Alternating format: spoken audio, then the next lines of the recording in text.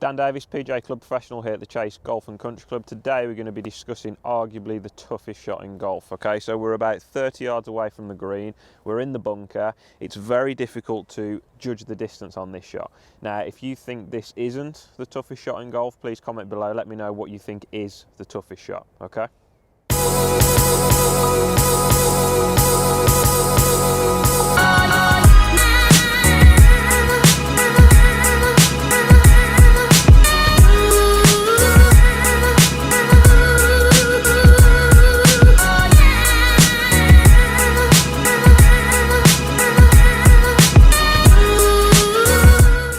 So we really need to be thinking about how we're going to play this different to a greenside bunker shot. Okay, so we need ultimately more distance. We're not playing a shot that's just going to go out the bunker onto the green. We need to actually generate 30, 40 yards of carry. So what we're going to do, instead of using your lob wedge, we're going to go to your gap wedge. So we're going to have less loft on that club. So it's going to give us more forward movement rather than up and out. Okay, now in terms of the actual setup, it's not too different. We really need to be applying more speed though, okay? So in terms of ball position's just forward of centre. We're still getting our sternum over the golf ball. We're still opening the club face slightly. We're still using bounce. And we're making sure we apply plenty of speed. So when we're playing this shot here, we obviously need less loft, so we're going to generate more carry. Now we need to be aware, because there's more influence when we open the club face on a 50 degree versus a 58 degree, which is what I'm using here in terms of where the golf ball's going to finish. So if you're right-handed, you're opening the club face up, the 50 degree is going to travel further right than the 58 degree will. Okay, now I'll explain that to you. Something called a Loft Max. So if when I'm playing my shot with my 58 degree wedge, if I open the club face up, then re-grip, when it reaches a certain degree, which is a Loft Max, the ball is going to follow the swing path rather than the club face aim. Okay, so I've got a cane on the ground there, which is about where my club face is pointing. Okay, club face is wide open. I'm going to swing the club along the line of my feet and watch where the ball goes.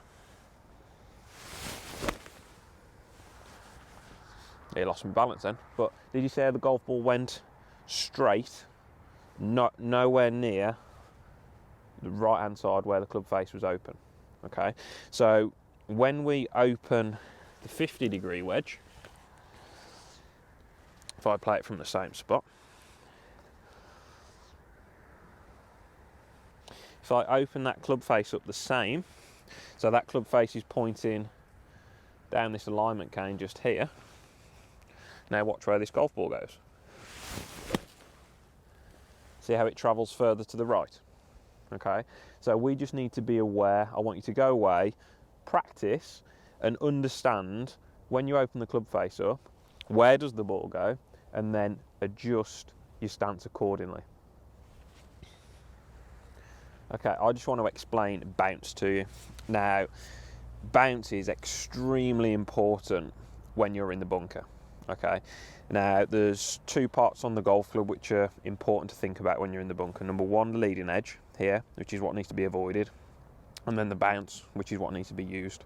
Okay, now we use the bounce by, if that's my neutral setup there, we use the bounce by opening the club face, then taking the grip. Okay, a lot of golfers think that when you open the club face, it makes the difficulty of the shot harder. It actually makes it easier, especially when you're in the bunker. Okay, so if I played this shot now square, so I'm going to enter the sand with the leading edge, so the sharp bit on this golf club just here, watch what happens.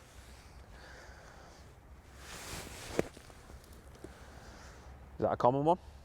Yeah, so the leading edge hits the sand 2 inches before, which is where you're told to, but it drives down. You can see how deep this divot is here. So that leading edge drives down into the sand. It takes all the speed, all the momentum out of the club, and the ball doesn't get out of the sand. Okay. Now, when you use the bounce, I'll do a couple of practice ones here just so you can see. Open the club face, take the grip. See how the divot's shallower? The club slides through the sand. Yeah, it doesn't take as much of the speed away from the club head. Okay, so if I play this shot here, I haven't got the right club here, it's 58 degree. For me to get that to the green is going to be a tough ask. I'll give it a go though. So plenty of speed. Oh, almost just short. So it's the wrong club, which is why we're going to speak about the 50 degree. But using the bounce allows that golf ball to get out the bunker really, really easily. Okay, back to the shot itself. So we've got our 50 degree wedge, so we can generate the carry that we want. In terms of technique, as we said earlier, sternum over the golf ball, a little bit of weight on this left hand side, ball position is just forward of centre. Now this is all about speed, so for us to get that distance we need speed. Okay, so it is going to feel like a full swing. You're not going to grip it down, you grip it as you would do a 7-iron in terms of the position up and down the grip. We're going to aim, this is really important, a little bit left, okay, to allow for the open club face. So we're using the bounce, but to allow for that open club face to affect the direction where that golf ball's going to go. Let's give it a go. It's hard to get it there. Come on. It is the toughest shot. And if you can find a shot that's tougher than this, I'll be quite interested to see it. Let's give it another go.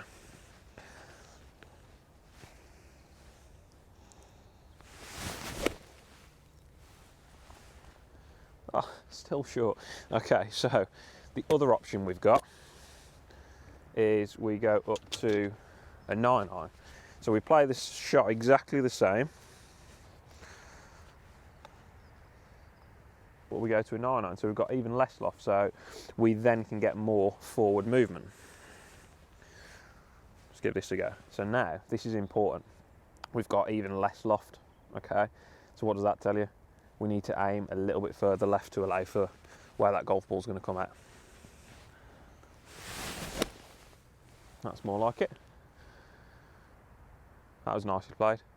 So, thank you very much for watching. If you do enjoy the videos, please make sure you subscribe, but definitely comment below. Let me know, is this the hardest shot? Is there something that's harder? You tell me.